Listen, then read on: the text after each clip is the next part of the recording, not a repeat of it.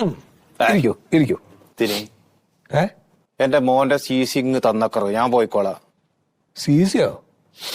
ഇവിടെ എന്താ വല്ല അടവുണ്ടോ? ഓൻ ഇവിടെയല്ലേ പഠിക്കുന്നത്, അത് തന്നാ ഞാൻ അങ്ങനെ പോയിക്കോളും.